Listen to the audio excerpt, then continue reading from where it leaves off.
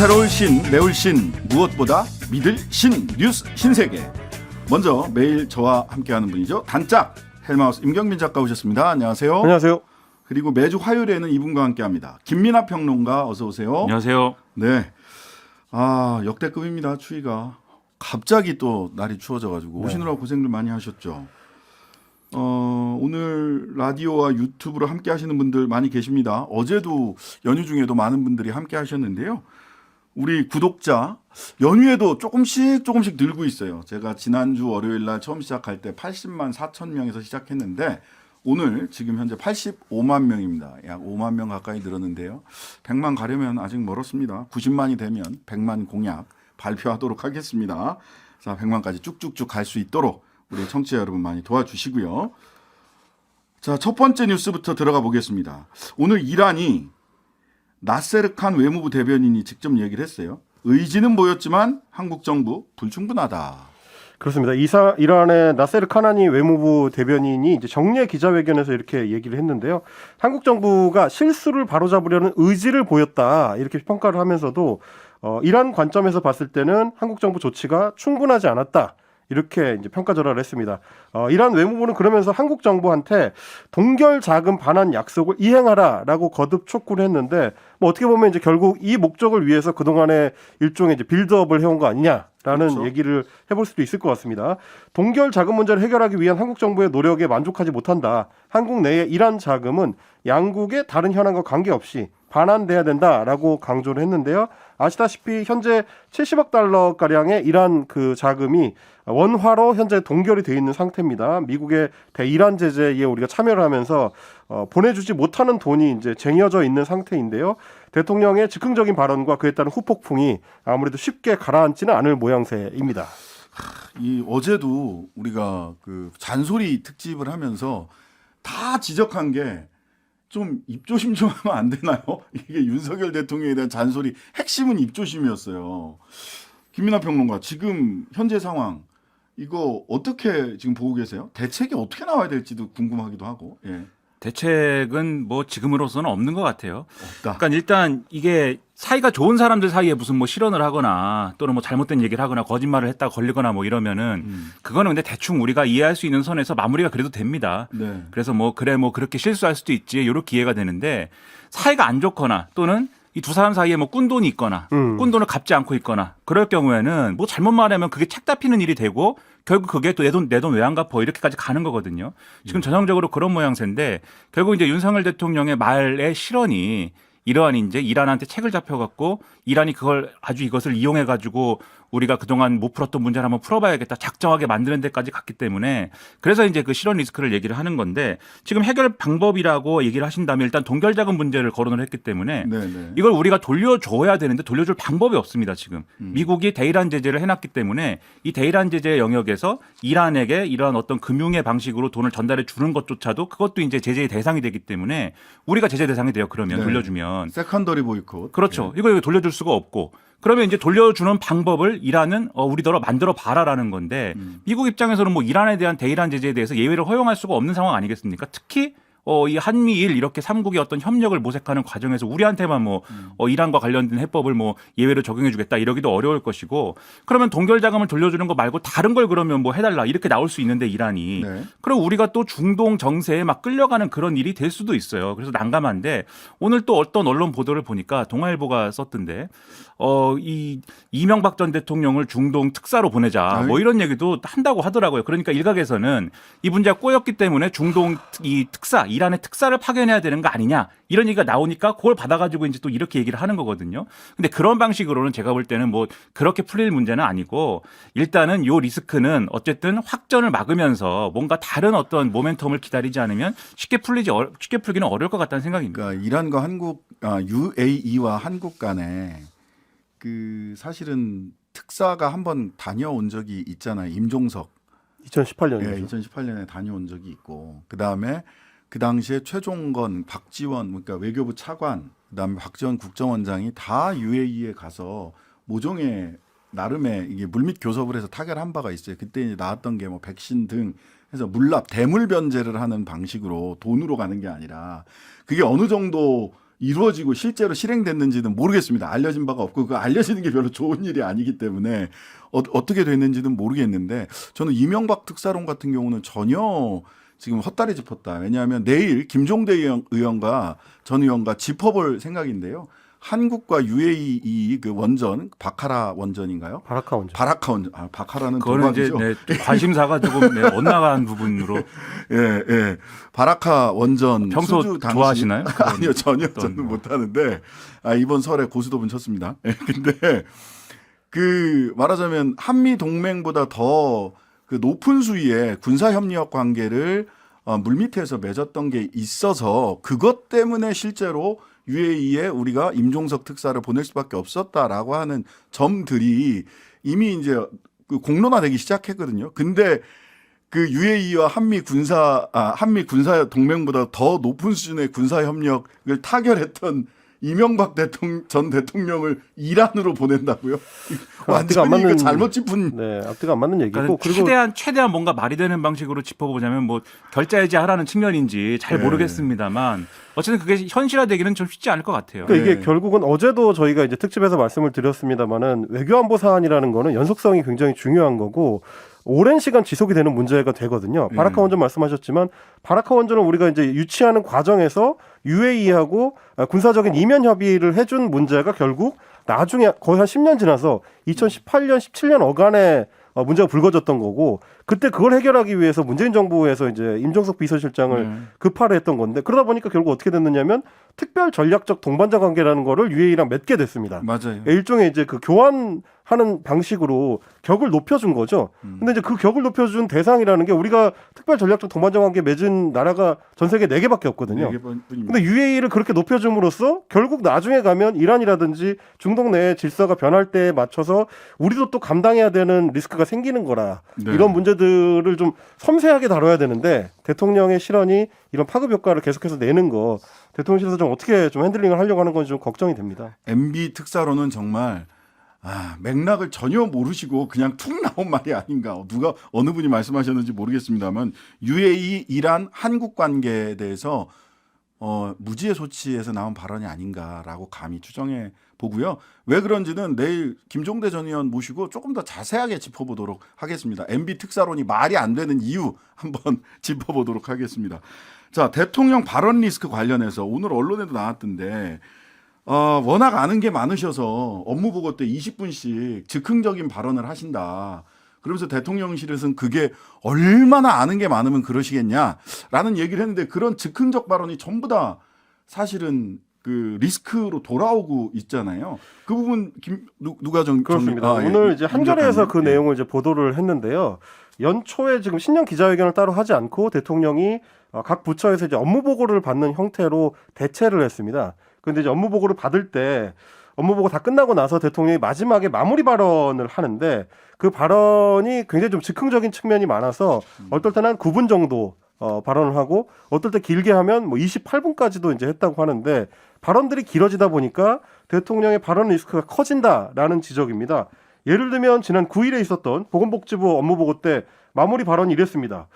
옛날에 그 선거 때 막 돈 쓴다고 그러면 선거 자금은 뭐 한 100억 뿌렸는데 막상 유권자한테 돌아가는 거는 10%만 돌아가도 선거에 이긴다라는 옛날 이야기가 있었잖아요. 우리가 이 복지 재정을 많이 쓰는데 실제로 이게 쭉 내려가는 과정에서 정말 어려운 분들한테 이게 도대체 몇 퍼센트나 과연 가면서 얼마나 삶의 질을 개선하는 데 도움을 주느냐라는 발언인데 이게 어떤 맥락이냐면 보건복지부의 업무 보고를 받으면서 약자 복지를 잘 해야 된다. 근데 그게 결국 복지 제도가 최하단까지 잘 전달될 수 있도록 효율화를 해야 되는 그런 측면을 얘기를 하면서 대통령이 갑자기 선거 자금 옛날에 100억 뿌렸는데 그중에 10%만 서민들한테 갔다. 이런 얘기를 한 겁니다. 이게 복지제도 전달 체계하고 상관 있는 얘기도 아니고 우리가 뭐 이제 선거 선진화가 되기 전에 예전 얘기를 맥락도 맞지 않게 갑자기 사용을 하다 보니까 이걸 받아 적는 보건복지부 공무원들 입장에서는 무슨 얘기인가.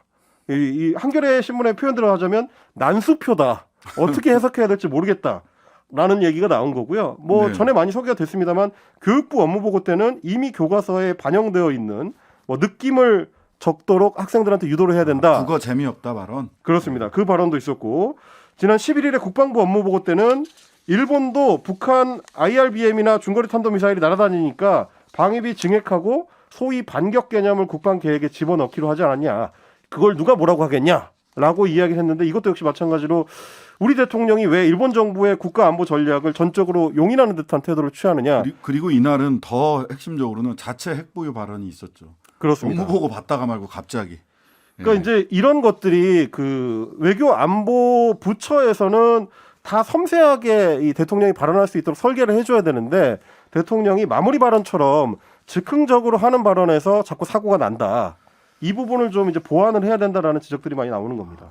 근데 그 국방부 업무보고에서 제가 이제 그 업무보고 모두 발언하고 마무리 발언 전문을 그날 왠지 모르게 그냥 봤거든요. 왠지 모르게. 네, 영상 쭉 봤는데 대통령이 가장 힘을 실은 대목은 우리 장병들에게 급식을 잘 줘야 된다. 아, 식사를 잘 시켜야 충성심이 생긴다. 아. 그러니까 대통령의 관심사나 이런 것들이 이제 정확히 반영이 되는 것이죠. 그렇죠. 이번에 이제 설 때도 이제 음식을 직접 해가지고 이 친지들하고 이제 했다는 거 아닙니까 식사를. 네, 네, 네. 그런 건데 저는 이런 생각이 좀 들어요. 대통령은 하여튼 이렇게 이 좀 즉흥적인 답이나 이런 것들을 또 가감 없이 국민들에게 보여주는 게 굉장히 중요하다고 생각을 하나 봐요. 이번에 네. 이제 논란이 된 조선일보 인터뷰 같은 경우도 있지 않습니까? 그렇습니다. 조선일보의 그 칠린 칼럼, 후기 비슷한 칼럼을 보면은 그렇게 돼 있어요. 대통령이 자료나 이런 것도 하나도 안 갖고 오고 메모지, 연필 2자루만 갖고 왔다. 그거 굉장하다. 이런 얘기예요. 근데 뒤집어 생각하면은 이 언론 인터뷰도 별로 준비되지 않은 그러한 상황에서 즉흥적으로 한다는 거지 않습니까? 네. 그러면 제가 볼 때는 이거는 대통령의 발언에 대한 철학이거든요. 어떤 말에 대한 철학을 갖고 있는 거거든요. 저는 그렇다면 저는 그 철학도 인정할 수 있다. 다만 그렇게 하려면 뭐가 전제돼야 되느냐? 당연히 대통령도 사람이기 때문에 말을 막 하다 보면 헛나옵니다. 이상한 얘기를 하게 됩니다. 그럼요. 그러면 사람들이 비판하고 고치라고 하겠죠. 네. 그 비판과 비판의 요구를 반영을 해서 다음번에는 이러지 않겠습니다. 내가 실언했습니다. 이 얘기는 취소하겠습니다. 미안합니다. 이렇게 하는 과정에서 대통령이 나아진다라는 거를 국민에게 보여줘야죠. 근데 지금 예를 들면 대통령 발언이 잘못됐다든지 사실관계가 안 맞다든지 또는 본인이 얘기한 거에 대해서 언론이 정확하게 보도를 했는데 뭐 이게 잘못됐다든지 그런 얘기를 받아들이느냐 반영하느냐 아닙니다. 가짜뉴스라고 하고 그러한 비판에 불순한 의도가 있다고 하고 뭐 이런 방식으로 이 반응을 하고 여당과 정부 이 관계자들은 대통령의 말이 실제 틀렸는데 틀리지 않았다라는 거를 사실을 왜곡하면서까지 막 이 사실로 만들어버리는 과정을 막 거치는 거잖아요. 그럼 해명, 이거는 마사지 뭐 이런 게 이어지는 거죠. 그렇죠. 그러면 이거는 민주주의가 아니죠. 대통령은 민주주의를 하고 싶어서 가감없는 발언을 하고 뭔가 즉흥적인 발언까지 섞은 것도 국민들에게 보여주려는 생각을 하는지 모르겠지만 결과적으로 이거는 민주주의가 아니게 되기 때문에 이것만으로는 안 된다. 비판을 수용하고 자세를 고치는 것이 전제가 돼야 된다는 생각입니다. 저는 이제 대통령의 발언이 다 정확한 사실관계를 그때그때 꼬박꼬박 얘기하기는 불가능하다고 생각을 합니다. 네. 왜냐하면 미국 대통령도 바이든 대통령도 말실수 많이 하는 걸로 유명한데 그럼에도 불구하고 지금 윤석열 대통령 같은 경우는 문제가 뭐냐면 아주 본질적인 부분에서 이제 충돌을 할 수밖에 없는 사안들을 자꾸 거론한다는 거예요. 이번에 UAE 가서 이제 이란을 두고 이제 적이라고 표현했던 것도 그렇고 뭐 이제 북한에 대해서 이제 발언을 할 때도 핵 관련된 얘기를 한다든가 이런 네. 것들이 그러니까 단순히 뭐 근거를 잠깐 헷갈렸다든지 네. 아니면 뭐 자료를 뭐 잘못 뭐 해석을 했다든 이런 차원을 넘어서 대통령이 가지고 있는 어떤 국가관이라든지 안보관이라든지 외교관이라든지 이런 것들이 대결적이고 독단적이고 어떻게 보면 좀 위험해 보이는 측면들을 자꾸 노출시킨다는 거죠. 이거에 대해서는 뭐 다른 말실수하고는 좀 격을 달리하는 반성과 이제 개선이 필요하다. 그 부분에 대해서는 좀 다시 한번 생각해 볼 필요가 있다. 그래서 저는 그렇게 요즘 보입니다. 많은 분들이 차라리 수첩공주가 낫지 않았냐라는 얘기들을 해요. 뭐 비유적으로 정해진 말만 하고 차라리 답변을 하지 않는 것이 딱 정제된 말만 정확한 메시지를 전달하는 것이 대통령에게는 더 어울리는 화법이 아니겠느냐라는 말도 하고요. 그다음에 약간 이렇게 말씀 마무리 발언 즉흥적으로 이렇게 하시는 거 보면 전형적인 직장 상사의 회식 토크 아닙니까? 니들이 이런 거 알아 하면서 본인이 알고 있는 지식을 막 꺼내서 얘기하는 직장 상사가 회식에서 하는 그럼 뭐 과장님, 팀장님, 부장님 하면서 박수 치고 내 배꼽 어디 갔어 하고 막 웃어야 되고 하는 이렇게 받아들여질 수 있지 않겠느냐. 대통령의 말에 대해서는요. 저희들이 금요일 날 이전에 대통령실에서 연설 담당 비서 하셨던 강원국 작가 모시고 지금 윤석열 대통령의 말 어떻게 준비되고 어떻게 준비돼야 되는지 그리고 지금의 윤석열 대통령의 말을 어떻게 평가할 수 있는지 좀 전문가의 견해 직접 들어보도록 하겠습니다. 자, 난방비 폭탄 고지서, 난방비 얘기. 저도 깜짝 놀랐습니다. 저도 깜짝 놀랐습니다. 예. 이번에 관리비 고지서 받아보고 뭔가 좀 잘못된 건 줄 알았다라고 반응하시는 시민분들이 많은데요. 지난 하반기 이후에 가스 요금이 대폭 인상이 되면서 특히 난방비가 적게는 30%에서 많게는 2배 가까이 오른 경우들이 크게 늘어났습니다. 뭐 아시다시피 러시아 우크라이나 전쟁이 장기화되면서 이 액화 천연가스 LNG의 수입 가격이 워낙에 이제 많이 올랐기 때문에 그거에 따라서 요금을 인상했던 건데 지난 한 해 동안 보면 1년 사이에 도시가스와 열 요금이 38% 그리고 이제 38.4%, 37.8% 이렇게 이제 급등을 한 상태고요. 그러다 보니까 이 야당에서는 정부가 지금 서민 민생 대응을 제대로 하지 못하고 있다 이렇게 좀 비판을 하고 있습니다. 민주당 김의겸 대변인 같은 경우는 민생이 아무리 어려워져도 정부 여당은 오직 윤석열 대통령의 말실수를 덮으려는 마타도어와 당권을 잡아보겠다는 윤심 경쟁에만 열을 올리고 있다 이렇게 비판을 했고 오늘 이제 SBS 김태현의 정치쇼에 출연했던 박성준 민주당 대변인 같은 경우도 난방비 폭등 같은 국민의 피부에 와닿는 민생 문제에 대한 대통령의 메시지가 없다 이렇게 또 비판을 했습니다. 그러자 이제 국민의힘 박정하 대변인은 연말 연초에 저희가 조금 전에 짚었던 부처별 업무 보고 때 민생 대책이나 난방비 문제가 다 나왔다. 그거는 이제 부처에서 챙기면 되는 거고 대통령이 지금은 이제 큰 거를 보고 가야 되는 시점이고 대통령이 이제 작은 일에 매몰돼서는 일 못한다 이렇게 받아치기도 했습니다. 네. 대통령실이나 정부 여당의 이런 대응, 이런 메시지, 야, 우리도 다 알아. 근데 뭐 대책이 있어야 되는 거 아닌가요? 그러니까 서민으로서 이런 얘기 들으면 이제 화가 나죠. 저는 우체통에를 안 가고 있습니다 지금. 혹시라도 고지서가 있을까 해서 이제 그걸 외면하고 회피하고 있는데 너무 무섭습니다. 근데 이제 그런 것 같아요. 이게 인상 요인이 있으면, 그러니까 지금 가스공사에 뭐 미수금 얘기하고 뭐 이거 요금을 올릴 수밖에 없는 얘기를 막 하는데 그런 인상 요인이 있으면 그거를 성실하게 국민들에게 설명을 해주고 납득을 그럼요. 시키고 설득을 하고 뭐 이런 과정을 거쳐야 되는 거죠.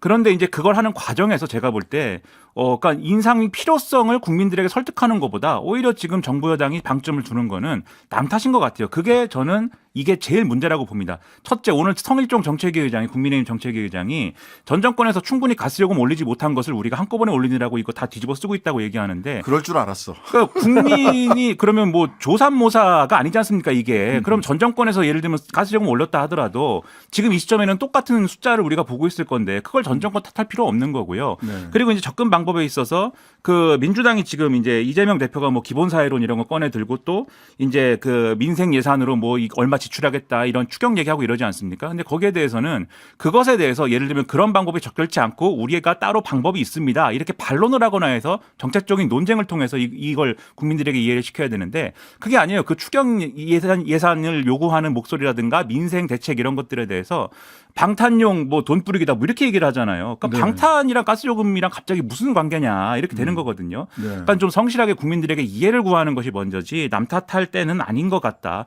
우체통에 가기가 무섭다는 겁니다. 네. 지금 이지환 씨 같은 경우도 이제 자취를 혼자서 하고 계신 분인데 작년 겨울에는 2만 원대 나왔던 가스 요금이 갑자기 4만 5천 원이 나와서 눈물을 흘리고 계신 분이 계시고요.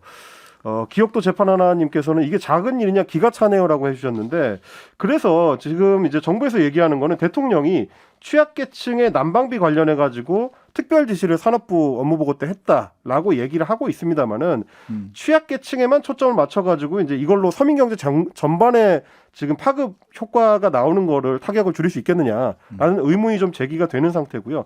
그러니까 단순히 이제 취약계층에만 지원을 하는 것만으로는 서민경제 전반에 대한 어려움을 이제 타개하기가 좀 어렵다. 좀 전반적으로 확산될 수 있는 이제 대책이 필요하다라는 지적이고 또 하나는 이미 있는 취약계층에 대한 전기요금이나 가스요금 감면 제도 같은 것들도 지금은 신청을 해야지만 신청자에 한해서만 감면이 이루어지는 시스템이라서 있는 줄도 몰라서 못 받는 분들이 많습니다. 이런 거를 좀 적극 행정을 통해서 굳이 신청하지 않아도 자동적으로 감면되는 효과를 발휘할 수 있도록 적극적인 시스템 확충이 필요하다. 이런 지적들도 나옵니다. 두 가지 접근법이 필요합니다. 하나는 에너지 기본권이라는 관점에서 취약계층이 절대로 이 난방을 제대로 해결하지 못해서 건강을 해치거나 생명에 위급해져서는 안 된다. 어떻게 할 거냐라고 하는 아주 실용적이고 현장 중심의 접근. 두 번째는 공공기관의 가스공사나 한전 같은 공공기관의 적자. 이게 서민들의 피해를 최소화하면서도 이 부분을 어떻게 해결할 거라고 하는 경제적 접근. 이 두 가지에 대해서도 전문가들 모시고 이야기하는 시간 갖도록 하겠습니다.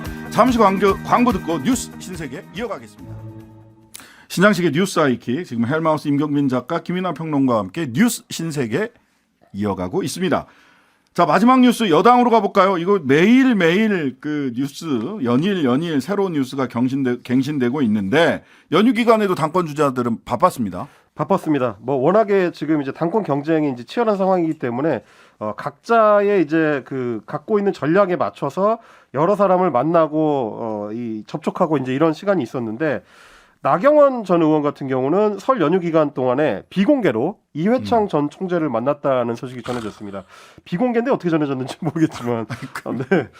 그리고 이제 나경원 전 의원을 돕는 관계자들과 이제 출마 시점 그리고 발표 장소 등을 논의했다고 하는데 그 결과 내일 오전 11시에 국민의힘 중앙당사에서 전당대회와 관련한 입장을 발표하겠다라고 예고를 했습니다. 지금 언론들은 사실상 내일 오전에 이제 출마 선언을 할 걸로 예상을 하고 있는 상황입니다.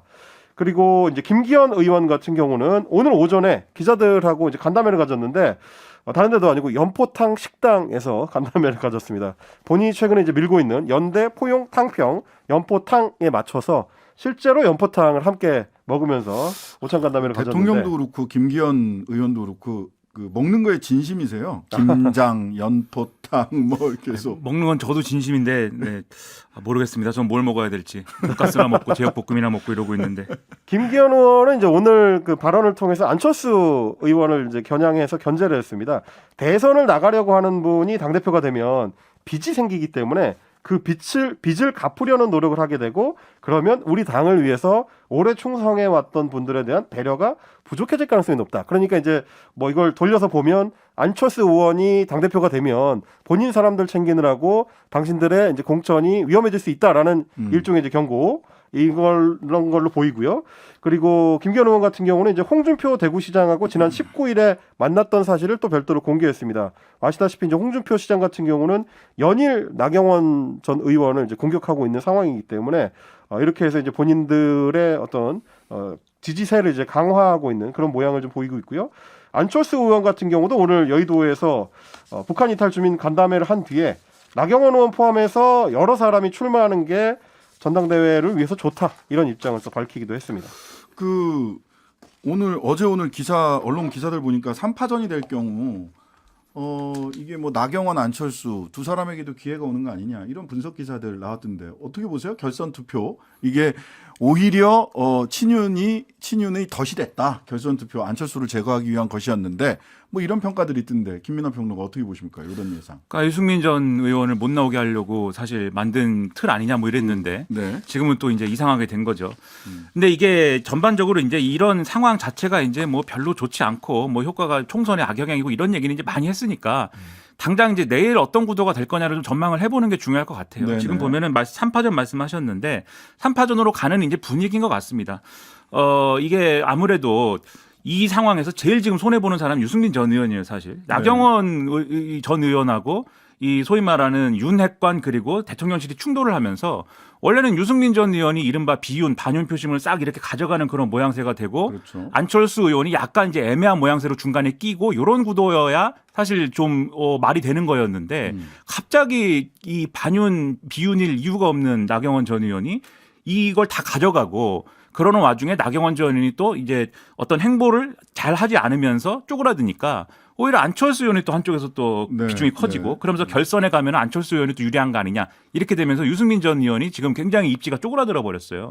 그래가지고 출마를 할 것이냐 출마를 하더라도 별로 그렇게 성과가 좀 많지는 않을 것이다라는 얘기가 나오는데 근데 상황을 쭉 보시면은 대략적으로 당내 주류에서는 나경원 의원은 출마할 거라고 보고 유승민 전 의원은 출마 못할 거라고 보는 것 같아요. 네. 왜냐하면 김기현 의원이 뭐 민방위 얘기를 하지 않았습니까? 네. 저는 그게 이제 상당히 이제 좀 의미심장하다고 생각하는데 네. 여성도 이제 민방위 훈련 받아야 된다 이 얘기잖아요. 네. 1차적으로 보면 이거는 소위 말하는 젊은 남성들 표심 의식한 거 아니야? 이렇게 생각할 수 있는데 저는 좀 뒤집어 봐야 되는 게 이게 여성 표심의 입장에서 보면은 김기현 의원이 이런 공약하는 거 안 좋을 거 아닙니까? 그렇죠. 그러면 제가 볼 땐 김기현 의원은 어느 정도 여성 표심은 유실될 것을 전제하고 행보하는 거 아니냐 네. 이런 느낌을 받는데 어차피 나경원한테 갈 거 남자표라도 땡기겠다. 그렇죠. 그런 계산이 있는 거 아니냐라는 생각이 들고 그다음에 일반적으로는 지금 이준석 전 대표 입장에서 유승민 전 의원을 반드시 출마시키고 싶을 거거든요. 네. 왜냐하면은 열심히 당원을 모았는데 그 실력 확인을 해야 될 거 아닙니까? 그렇죠. 근데 이제 이준석 전 대표를 좋아하는 당원들이 나경원, 안철수 이 두 사람을